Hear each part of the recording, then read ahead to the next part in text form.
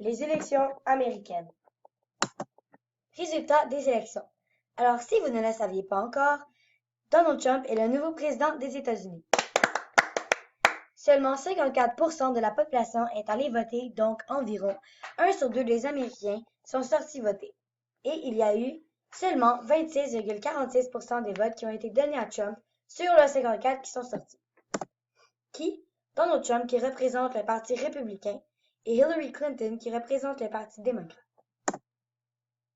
Quoi? Les élections américaines qui se déroulent tous les 4 ans. Quand? Le mardi 8 novembre 2016. Pourquoi? Pour élire un nouveau représentant des États-Unis pour que, par exemple, les États-Unis soient plus organisés grâce au projet que représente le président qui a été élu lors des élections. Conséquences. Les conséquences sont que le lendemain des élections, il y a des Américains qui ne sont pas d'accord avec Trump, donc il y a beaucoup de manifestations dans les rues contre lui. Ou aux États-Unis. Comment? Le système électoral des États-Unis n'est pas comme le nôtre. Les élections fonctionnent comme cela. Chaque personne vote pour leur représentant préféré. Ce n'est pas celui qui a le plus grand pourcentage qui gagne les élections, c'est celui qui a le plus grand nombre de votes. Chaque État a des différents nombres de votes. Comme par exemple, la Californie contient plus de votes que New York parce qu'elle est plus grande. Une élection primaire est une élection qui permet la désignation du candidat d'un parti politique à une élection.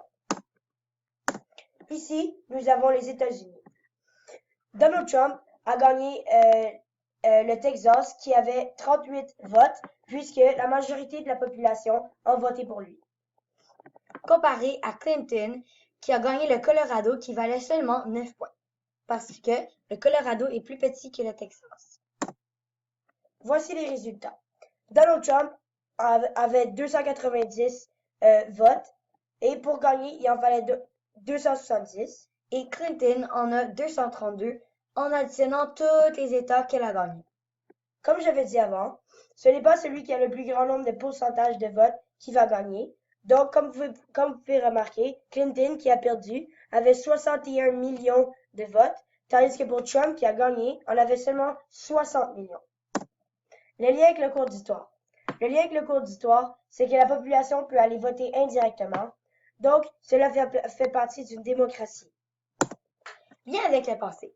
Vu que les élections se déroulaient tous les 4 ans pour élire un nouveau représentant des États-Unis, cette situation s'est déjà passée comme, par exemple, Barack Obama, lorsqu'il s'est fait élire en 2008 et réélire en 2012, qui est un maximum d'années à être représentant, donc 2 fois 4 ans. Question. Est-ce que vous êtes pour ou contre Donald Trump et pourquoi? Et est-ce que vous pensez que Trump va garder tous ses 9 promesses? Donc, par exemple, une des promesses que Donald Trump a dit, c'est de construire un mur qui sépare le Mexique et les États-Unis. Et un frein à l'immigration qui a pour but d'exclure la majorité du monde qui a des dossiers criminels, des terroristes et en majorité 2 millions d'immigrants.